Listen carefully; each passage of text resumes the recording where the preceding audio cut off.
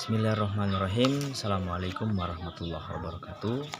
Perkenalkan, nama saya Yusran Mandala dengan NIM A0121041, nomor urut absen 02 dari kelas Agribisnis D. Baiklah, di sini saya akan menjelaskan tentang pemahaman saya terkait seminar nasional yang telah saya ikuti sebelumnya, yang bertemakan tentang perubahan iklim dan timbulnya penyakit virus pada tanaman. Nah, dijelaskan di bagian pertama, yaitu perubahan iklim dan timbulnya penyakit pada tanaman pangan. Nah, dampak perubahan iklim terhadap timbulnya penyakit virus di Indonesia. Nah, efek perubahan iklim ini sendiri beragam. Yang pertama, pergeseran musim.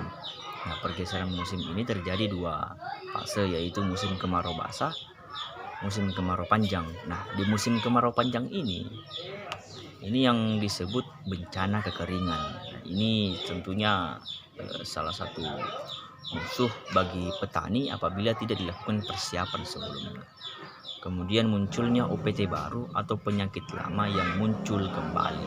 Nah, maksudnya di sini adalah ketika terjadi perubahan iklim, bisa saja akibat perubahan iklim itu munculnya OPT baru atau penyakit lama yang sempat hilang di iklim sebelumnya, namun ketika terjadi perubahan iklim, penyakit tersebut muncul kembali.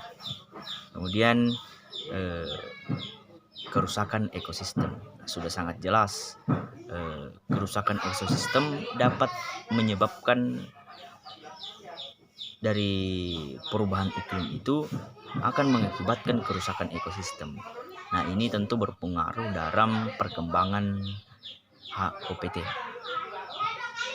Nah, kita membahas tentang OPT, pengaruh iklim terhadap OPT. Yaitu yang pertama, kenaikan populasi hama dan serangga vektor. Tentu dalam perubahan iklim, kenaikan populasi hama dan serangga itu tergantung dari bagaimana perkembangannya. Nah, iklim berpengaruh dalam perkembangan itu. Kemudian akibat perubahan iklim terjadinya jenis penyakit semakin banyak. Jenis penyakit ini bisa dilihat dari gejalanya sangat bervariasi, pola sebaran bervariasi, insidensi dan intensitas semakin meningkat. Nah, contoh kasus dari pengaruh daripada OPT ini yaitu penyakit virus pada tanaman padi. Nah, sebelumnya kita tetap membahas tentang seperti apa itu efek dari perubahan iklim. Selanjutnya, apa yang saya pahami dari materi itu yaitu faktor yang berpengaruh. Yang pertama itu kondisi lingkungan, tentu dampak dari perubahan iklim mikro dan atau makro. Kemudian pola tanam tidak serentak. Nah, pola tanam tidak serentak ini dapat menyebabkan lebih mudahnya OPT untuk berkembang karena makanan yang dihasilkan itu tidak pernah putus dari proses pola tanam yang tidak serentak ini. Kemudian sanitasi lahan tidak dilakukan. Tentu ketika lahan itu tidak dibersihkan, sanitasinya tidak ada, OPT akan lebih mudah untuk berkembang. Pengadaan bibit dilakukan pada area lahan terserang WBC.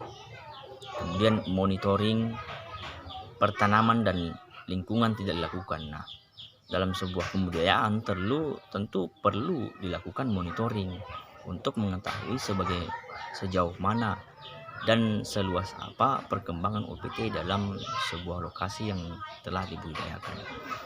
Nah, selanjutnya petani dan kelembagaan. Nah, petani di sini belum mengetahui penyebab. Nah, satu faktor yang mempengaruhi OPT ini berkembang, ya petani belum mengetahui apa penyebab dari OPT ini sehingga tidak dibasmi atau kurang pedulinya petani terkait OPT. Kemudian dampak perubahan iklim terhadap pertanian. Pertama, perubahan iklim akan meningkatkan temperatur global yang berdampak terhadap perpindahan pola cuaca dari garis khatulistiwa ke arah kutub. Kemudian yang kedua, peningkatan permukaan air laut menyebabkan hilangnya lahan pertanian dan infrastruktur pertanian di kawasan pantai. Yang ketiga, meningkatkan snow melt mengganggu ketersediaan pangan di bagian wilayah tertentu. Yang keempat, meningkatkan fenomena ekstrim, yaitu gelombang panas, hujan lebat, angin, dan banjir. Yang kelima, penurunan produktivitas tenaga kerja. Selanjutnya, pengaruh faktor lingkungan terhadap virus tumbuhan. Yang pertama, pengaruh terhadap masing-masing komponen epidemi, yaitu inang virus vektor. Kedua, mempengaruhi pergerakan vektor yang tergantung dari pergerakan udara dan temperatur. Ketiga, berpengaruh terhadap biologi vektor, pertumbuhan dan perbanyakan yang umumnya temperatur, kelembapan, dan cahaya. Nah, ada 3 pilar pertanian cerdas iklim. Yang pertama,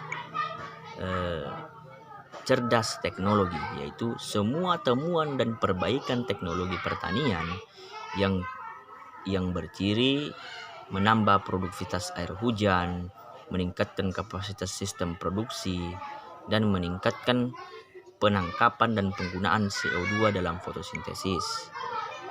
Kemudian yang kedua, mitigasi dan pengurangan emisi termasuk penggunaan proses alami untuk mengurangi produksi gas rumah kaca.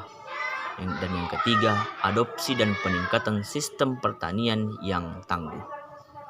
Demikianlah pemaparan apa yang saya pahami tentang apa yang saya dapat tentang seminar nasional perubahan iklim dan timbulnya penyakit virus dan tumbuhan.